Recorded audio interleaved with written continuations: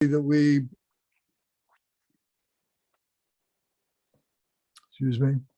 that these opening prayers are the beginning part of any Dharma activity of study or teaching or practice that we will undertake.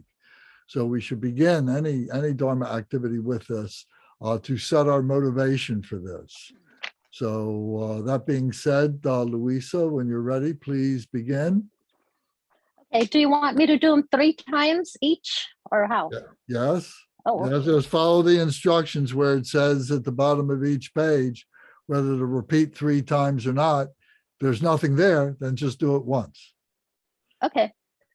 All mother sentient beings, especially those enemies who hate me, obstructors who harm me, and those who create obstacles on my path to liberation and omniscience. May they experience happiness, be separated from suffering, and swiftly I will establish them in the state of unsurpassed, perfect, complete, and precious Buddhahood. All mother sentient beings, especially those enemies who harm me, who hate me, obstructors who harm me, and those who create obstacles on my path to liberation and omniscience. May they experience happiness, be separated from suffering, and swiftly I will establish them in the state of unsurpassed, perfect, complete, and precious Buddhahood. All mother sentient beings, especially those enemies who hate me, obstructors who harm me, and those who create obstacles on my path to liberation and omniscience. May they experience happiness, be separated from suffering, and swiftly I will establish them in the state of unsurpassed, perfect, complete, and precious Buddhahood. Thus, until I achieve enlightenment, I perform virtuous deeds with body, speech, and mind. Until death, I perform virtuous deeds with body, speech, and mind.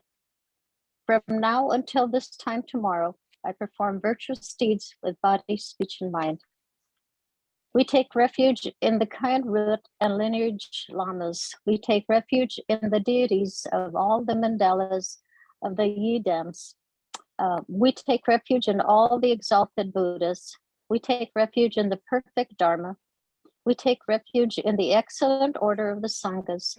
We take refuge in all the noble Dakas, Dakinis, and Dharma guardians, possessors of the eye of wisdom.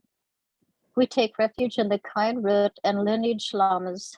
We take refuge in the deities of the mandalas of the yidams. We take refuge in all the exalted Buddhas. We take refuge in the perfect Dharma. We take refuge in the excellent order of the Sanghas. We take refuge in all the noble Dakas and Dakinis and Dharma guardians, possessors of the eye of wisdom. We take refuge in the kind root and lineage lamas. We take refuge in the deities of the mandalas of the yidams. We take refuge in all the exalted Buddhas. We take refuge in the perfect Dharma. We take refuge in the excellent order of the Sanghas. We take refuge in all the noble Dakas, Dakinis, and Dharma guardians, possessors of the eye of wisdom. Until I attain the heart of enlightenment, I take refuge in all the Buddhas. I take refuge in the Dharma, and likewise in the assembly of the Buddha Vistas. As of the previous Buddhas embraced the enlightened mind and progressed on the Buddha Vistas path, I too, for the benefit of all sentient beings, give birth to the bodhicitta and apply myself to accomplish the stages of the path.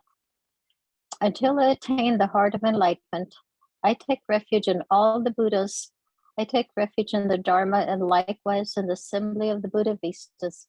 As the previous Buddhas embraced the enlightened mind and progressed on the Buddha Vistas path, I too, for the benefit of all sentient beings, give birth to the bodhicitta and apply myself to accomplish the stages of the path. Excuse me. Until I attain the heart of enlightenment, I take refuge in all the Buddhas. I take refuge in the Dharma, and likewise in the assembly of the Buddha Vistas. and the previous Buddhas embraced in the enlightened mind and progressed on the Buddha Vista's path, I too, for the benefit of all sentient beings, give birth to the Buddhicitta and apply myself to accomplish the stages of the path. Until I attain the heart of enlightenment, I take refuge in all the Buddhas. I take refuge in the Dharma and likewise in the assembly of the Buddha-Vittas. As the previous Buddhas embraced the enlightened mind and progressed on the Buddha Vista's path, I too, for the benefit of all sentient beings, give birth to the Buddhicitta and apply myself to accomplish the stages of the path. In the Buddha, the Dharma, and the Sangha most excellent, I take refuge until the enlightenment is reached. By the merit of the generosity and other good deeds, may I attain Buddhahood for the sake of all sentient beings. In the Buddha, the Dharma, and the Sangha most excellent, I take refuge until enlightenment is reached. By the merit of generosity and other good deeds, may I attain Buddhahood for the sake of all sentient beings. In the Buddha, the Dharma, and the Sangha most excellent, I take refuge until enlightenment is reached. By the merit of generosity and other good deeds, may I attain Buddhahood for the sake of all sentient beings. In the Buddha, the Dharma, and the Sangha most excellent, I take refuge until enlightenment is reached. By the merit of generosity and other good deeds, may I attain Buddhahood for the sake of all sentient beings. May all other sentient beings, boundless as the sky, have happiness and the causes of happiness. May they be liberated from suffering and the causes of suffering. May they never be separated from the happiness that is free from sorrow. May they rest in equanimity, free from attachment and aversion. May all other sentient beings, boundless as the sky, have happiness and the causes of happiness.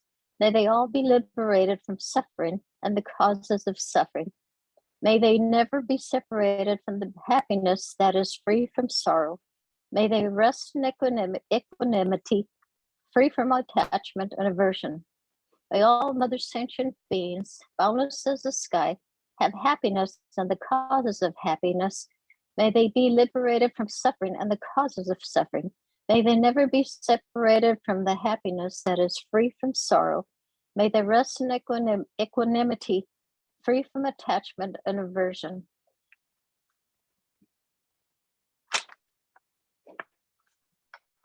Okay, thank you very much. So we have so far we have a small but very good group. So we'll have a good conversation, good discussion about practice then, because that's what we've been really engaged in here, is talking about how to practice. So first were the opening prayers that we just went through and recited. So thank you, Louisa, for that. Then the next thing that we should do every day, if we're going to adopt a daily practice, the next thing will be to recite the 4 thoughts that turn the mind to the Dharma. So Dorji, I see that you're with us, and thank you very much for joining us tonight. Are you there? Yes, I'm here. Nice, thank you. You're welcome. Did you get your book, and did you get the and did you get this 4 thoughts that turn the mind to the Dharma? Yes, I do. Okay, very good. So last week we talked about the precious human life, and we talked about impermanence. So tonight we're going to continue on with the 4 thoughts and discuss them a little bit, and so that these become a routine that we follow every day. So this is what our goal is. So however you can manage this is to your benefit. So if you don't mind, Dorji, Yes. would you read pages 1, 2, and 3 for everybody? And then at the end of each page, it says contemplate. and then just say that we'll contemplate, and we'll spend a moment contemplating on the meaning of what was just said for each of those sections. Sure. So will you begin when you're ready? Yes, I'm ready.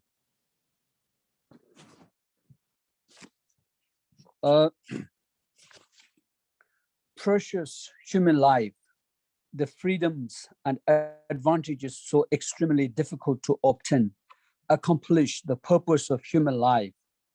If one does not achieve benefit from this now, how could this opportunity come again? Causes page 8.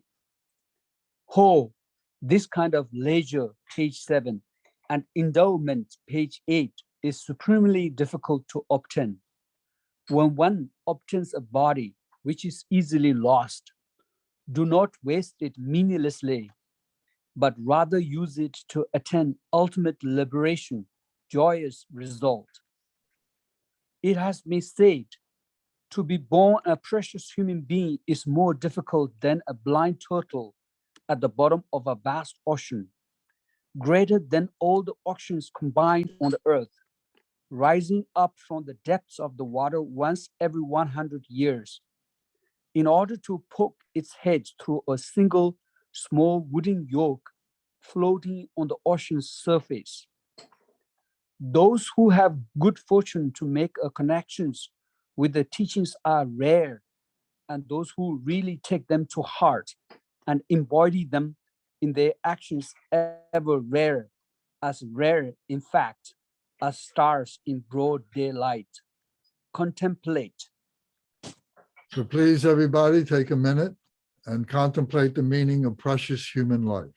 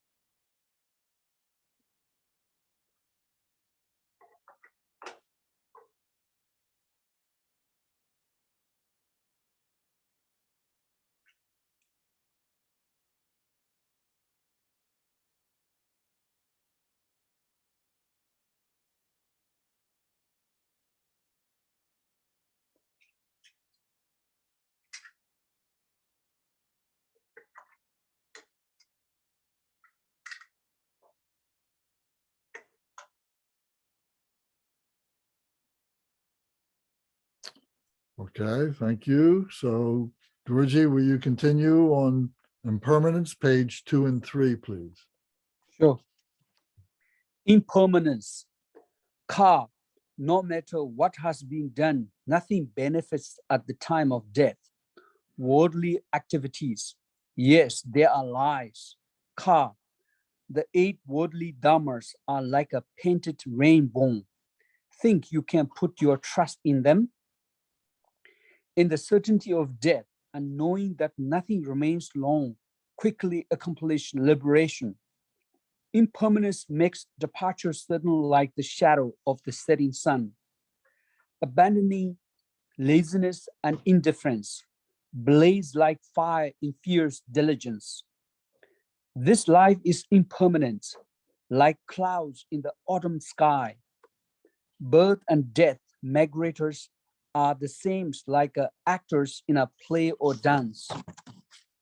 The life of being is like lightning in the sky, like water falling from a steep mountain cliff.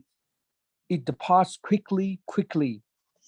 The nature of all phenomena is impermanence. Death is certainty to all who are born. Death can descend anytime like a drop of morning dew on a blade of grass. Quick, it is time to make effort for the incense of the Dharma. The 8 worldly concerns, Dharma, gain and loss, pleasure and pain, praise and blame, fame and disgrace, contemplate. So please, everybody, take a couple moments and contemplate the meaning of impermanence. You can reread this quietly to yourself and think about the relevance of what this means to you, what experience you've had with impermanence. Please contemplate.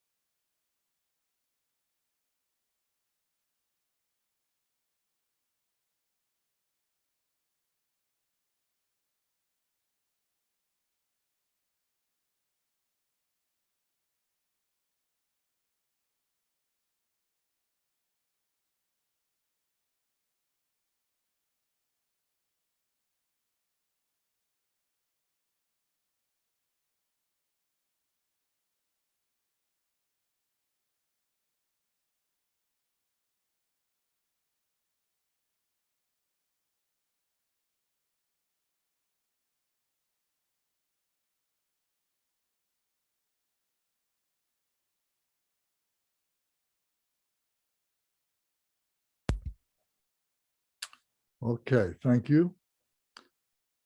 So does anybody have any questions about the opening prayers or about the 4 thoughts, these first 2 that we just recited? Does anybody have any questions about these?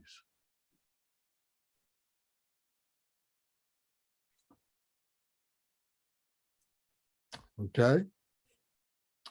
And at any time you have questions, don't hesitate to speak up. Any observations that you'd like to make is fine. So I'm going to continue now with the next page 4, which is the suffering of samsara. So we talk about samsara as being this ocean of suffering that we are within. So, through this is what we experience as our lives, as nature, and so on like that. So here it says, consider the suffering of beings in the 6 realms of samsara. Doing so, great fear and dread arise in the heart. In the 3 lower realms, and even in the 3 higher ones, there is not an instant of absolute happiness. I will avoid the root cause of my samsaric existence and practice the excellent path of peace to enlightenment. So that's the text. So the suffering of beings in the 6 realms of samsara. So these 6 realms are here identified in the italics on each side of the 2 of this page.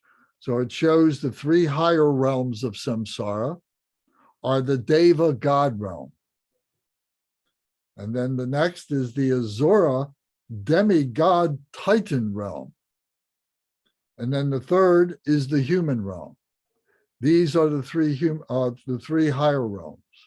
The 3 lower realms are identified on the right side of the page, where it says the 3 lower realms of samsara, the animal realm, and then the preta hungry ghost realm. And then after that is the hot and cold hell realms. So these are the 6 realms of being a human being. What this means is that we go through this psychophysical drama in our lives, our everyday lives. And sometime during our life, maybe today, you might have thought of yourself as a god, as a deva, or maybe you encountered someone who thought of themselves as a god, a deva. Or maybe you met someone who was like a titan, a great powerful being who manipulates other beings and so on. And then in the human realm, we are experiencing this. So this is all part of what this is. We see this in this field of being a human being. And the 3 lower realms, an animal realm, we encounter people who may be behaving like an animal, who are very forceful, who are doing things with great deal of ignorance, not paying attention to the cares and needs of other people and so on, just behaving like an animal, very gross behavior and so on. The Preta realm, the hungry ghost realm, are those beings who are miserable by virtue of the fact that they are not satiated. They cannot be satiated. They're very unhappy. They're characterized by being very round, very, very fat. They have very little legs. They have very little arms. They have very long necks and very small mouths. So they can never satisfy their thirst and hunger. So this is symbolic for those beings who are very greedy. And by virtue of the fact that they have these possessions to be greedy about, that they don't want to share them, and they're very prideful about what it is that they have. But they always want more. And no matter how much they get, they're never satisfied. So sometimes we may be like that ourselves. Sometimes we may meet people who are like that. And the same with animals. Sometimes we act like an animal, and sometimes we meet people who act like an animal. In the hell realms, the hell beings, these are beings who are trapped in great suffering, where they have caused great suffering in their lives. Maybe they brought harm to other beings. They hurt them. Maybe they killed them. Maybe it was animals. Maybe it was human beings. Maybe it was insects, whatever. But beings who did great harm to other beings are in these hells where they're constantly in fear of their lives. So if they did something terrible, they're always kind of looking over their shoulder to see if, well, maybe the police is coming after me, or maybe somebody's brother-in-law is coming after me to take revenge for something that maybe they did, to someone's sister or brother or something like that. So there's many different parts of these hells, the ways in which this can act itself out. We're not going to go into a lot of detail about this. You can read about this in the Jewel Ornamental Liberation. You can read about this in the Learning Buddhism book, and we can talk about it if you'd like to. But these beings that are in the hell realms are constantly dying, and then they're being immediately revived only to die again. Same time, over and over, by the same means, reenacting those terrible things that they did during their life. So there are beings who are caught right now in hells of war zones, or maybe they're in famine zones here on the earth, or maybe they are in places of death, in hospitals and so on like that, where pestilence, where different diseases are running crazy. And we see that with the COVID and so on. Many people have died, but there's many other people who have died from other things like cancers and heart attacks and lung disease and so on. There's many different ways in which people are dying and so on. And it's a direct relationship to the things that they have done in their lives and so on. They may be things that they can recognize, but it may be things that they don't recognize right away. But if they were able to calm themselves down and be honest with themselves, they could all see these different situations that may have caused these lives to manifest in this way, the way that we have happiness in our lives, the way that we have suffering in our lives. So this is our samsara, acting out these different realms. Being a human being, the thing about being a human being is that we can change. Human beings can change. And whether we think of ourselves as a deva, whether we think of ourselves as in the hell realm or anything in between, we can change. We can change our behavior. We can change our attitude and the way we think and so on. So this particular part of the four thoughts that turn the mind to the Dharma gives us a way to be able to evaluate this on a daily basis. Because sometimes, we get busy, we get locked up in things that we're doing with our jobs and with our families and so on, and we take things for granted, and we forget, to connect ourselves to our spirituality and where we are and who we are. So by reciting these prayers every day helps us to reconnect. And if we do it first thing in the morning, it's very powerful because it sets up the rest of the day. Lance, can I ask you a question? Certainly. I'm recalling a conversation I had about this, and it was within the context of what I've been hearing and learning from Buddhism. And this person is an agnostic at most, but very bright. And they listened, and I was explaining, I was explaining this to them as best I could. And they said to me, what you're saying to me is people who are suffering all over the world, whether they be little children or old people who have, as far as we know, haven't done anything to deserve the terrible suffering that they're enduring at the hands of other people, often, that they deserve it, that it's because of something they do.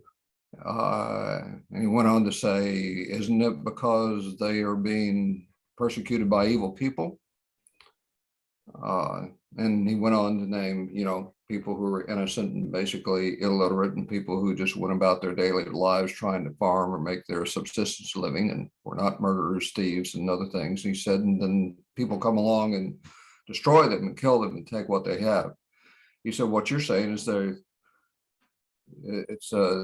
they did it to themselves. He said, how can Buddhism rationalize that? How can Buddhism support that? And of course, I was not in a place to practice, and still am not, where I can completely answer that question. But his point was, everybody doesn't deserve what has happened to them. All right. So is there a question there? Well, the question was, he said, how can you say that every bad thing that happens to someone is something of their own making? How about every good thing? Well, we did get into that, but he focused on the bad things, on the things that the people who were victims. He was talking about people who were victims, and he argued to me. He said, "You're saying that they put themselves in." No, I understand. I got it. So this is a discussion group. So would somebody like to comment on this? Somebody else besides myself? Somebody have an insight as to this dynamic of how this works? Yes, Michael. Without slicing and dicing it, I just feel that we create our entire reality. We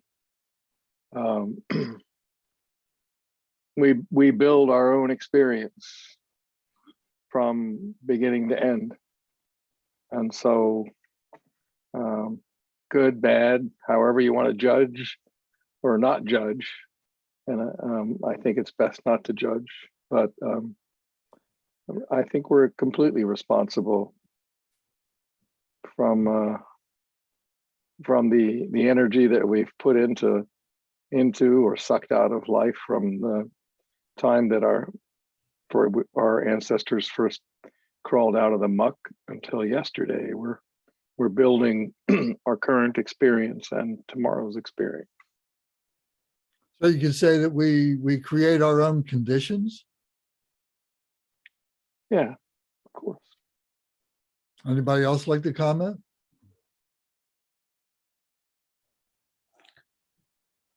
Yes, I would like to make a few comments on this. I strongly feel, yes, we do create those conditions for ourselves. So when we talk about karma, how suffering is the fruits of negative karma, basically Buddhism might be talking about it, the negative karma of many past life. But I feel myself see the negative karma, I mean suffering as a result of the negative karma within this life. Sometimes you are watching this short video clips on Facebook, and they have sometimes they call it instant karma. Just wait, this guy will have an instant karma. This guy will do something very bad to another guy. He just move on, and then the very next block he had a back negative karma. So I strongly feel that when you do good deeds, you will reap good results, and when you do something negative, it is going to haunt you, or it's going to come after you. So I strongly feel that our state of happiness, state of sadness, all these conditions are action of our own. Thank you. Okay, thank you. Can I follow up with a general question to anyone? Sure. What about the couple of dozen children in Parkland School who were sitting in their classroom learning to read and write and whatever they were doing, and a deranged gunman came in and killed all Got of it. them? Was Okay. that what they were doing? Yep, yep. I'd like to answer that, but I'd like to let everybody have a shot at being able to say something. So we'll get to that. Yes. Yeah, I was just gonna say, based off of what Dorji just said and collectively what people are saying, I mean, obviously there's wisdom in what am I saying that correctly, Dorji? Georgie, yes. Dorji. Yeah, what he just said was obviously very succinct and kind of wrapping around Gary's comment, but that's actually really true from day to day. When I'm making, like, someone told me off today, like someone at the gym, like, was very rude to me about the mask on my face, like for these county-wide restrictions. She came up and lectured me and I wanted to scream back at her and lecture her. And I just looked at her and I was like, thank you for letting me know about the mandate. I wanted to actually be combative, like outwardly, and then kind of going to what you all are saying. However, what would happen, and this is what would happen, then that becomes my thought pattern. Like then I'm in here ruminating on this negative thing and wasting a lot of thought energy in that direction. And so I agree with what he just said. And so like, it's now become like kind of where I am in my stage Lance, of like gaining wisdom daily, is recognizing if you make that decision, it's going to be inside your head for a while, like as a negative set of thoughts you're going to deal with for maybe the rest of the day or multiple days chasing you. You're going to keep going back to that and wondering, is that person going to take action to come after you, right? But like, that's actually the consequence, is you're spending a lot of time in your head thinking about what they may do to you. And that's very real. So I think that's my contribution, Gary, to kind of what, like, I think the good and bad is like, you're like I can see it now practically from just day to day, pragmatically, if I'm like going off on people or not, like, it's just not, I'm not going to use my energy that way anymore, because it's now I recognize that, Lance, like I spend the rest of the day in a negative energy cycle. Well, that's a key word right there, energy. Yeah. Thank you. Anybody else like to make a comment?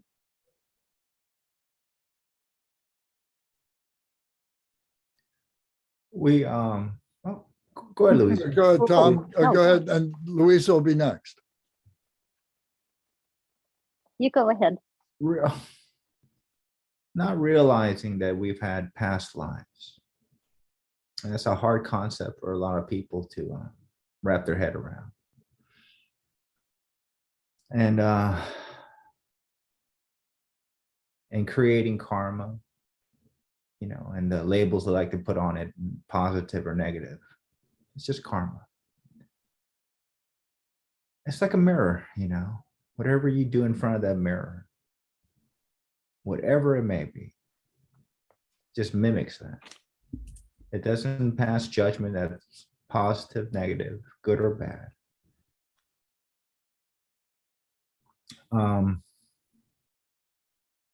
My ex, we used to have conversations when, or something would come up on the news where, you know, there was a school shooting, and she's a preschool teacher, and she would say, "Oh, it's you know, it's very heartening that, you know, these kids got killed,"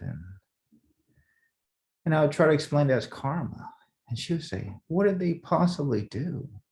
What could they have possibly done to deserve such a fate?" You know, the wisdom is that we've had past lives. And since these obscurations block our true nature to realize what we did, and when they manifest themselves back as karma, there's anger, frustration, you know, all kinds of doubt. That's where the compassion comes in. Those two factors are needed to become a Buddha: is compassion and wisdom. We realize that yes, they must have did something in their past to be responsible for whatever is happening to them. We have to show compassion.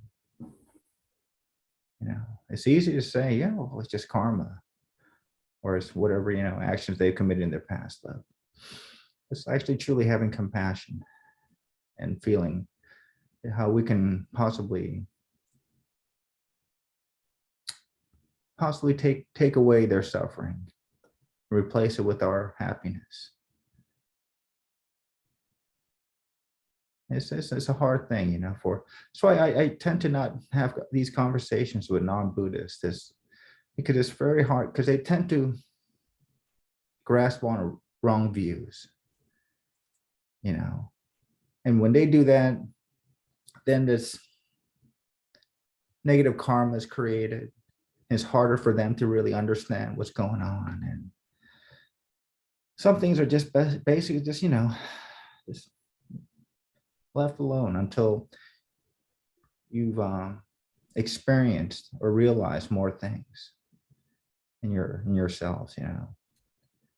And I've stuck my foot in my mouth many times, trying to talk to friends or past colleagues, you know. And I figured out the wisdom I figured out is just zip it, shut thy mouth. You know, that's my 2 cents worth. Thank you. Louisa.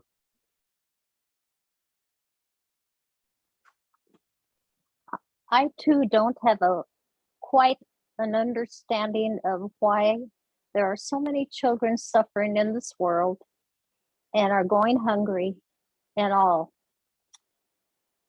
Maybe I'll never understand it. Maybe I don't need to understand it, but I would show compassion for what they're going through, because I just feel that in many instances, it's not really their fault that they have to live in conditions like that, because someone is greedy, a leader is greedy, or they love killing people and they're hurting people.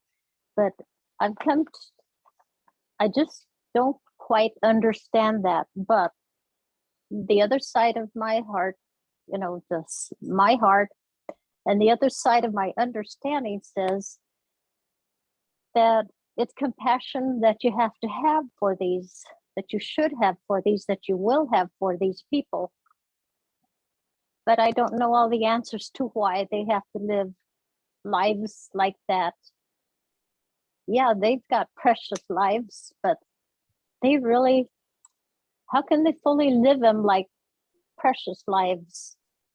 So all I can do is pray for them, have compassion, be generous in trying to help them one way or another, and just put it in God's hands is all I can say. I don't quite understand it all, but I don't have all the answers. So that's where I had to finally deal with it and come to grips with it. Okay, thank you. Well, let me try and explain a couple points, and I'm not as eloquent as many others will be on this kind of topic, but I will do my best. And what we're trying to understand is an invisible force. Now, we all take for granted that there is gravity. It's invisible to us, but it is a physical force that is holding us in place on this planet where we sit, where we stand, and all the things around us. There's this invisible force, this physical force. There is electromagnetic force that lights our lights and gives us heat and cooks our food and does all the things that we wanted to do. It's invisible. We can go up and we can touch a bare wire or stick our finger in the electric socket and we'll say, oh yeah, it's there, but it's invisible to us otherwise.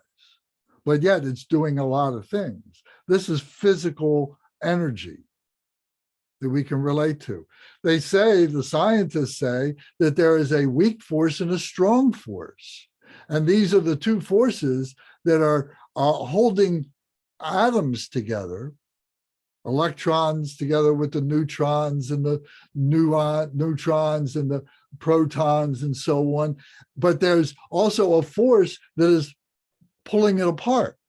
So the strong force is holding it together. It's the weak, or maybe it's the weak force that's holding it together, the strong force that wants to expand. I may have that backwards, but nevertheless, it's about atomic particles and so on. These are all physical energy that have direct relationships to what we see, hear, touch, and feel, and so on. There is intellectual energy. If I were to start talking in terms that were very, very loud, I'd start yelling and screaming and pounding on the table and calling names to people and saying terrible things about them. It would cause stress to everybody that hears it. It's invisible. It's just my words and my actions that are making this, but we would have a visceral experience with that. We would feel that. It would change us. It would change our attitude for maybe the rest of the day or the next couple of days. It may ruin your whole impression of who I am by saying and doing these things. So that's an invisible force too. That's an intellectual energy force. It's emotional energy. Anybody have any argument with that?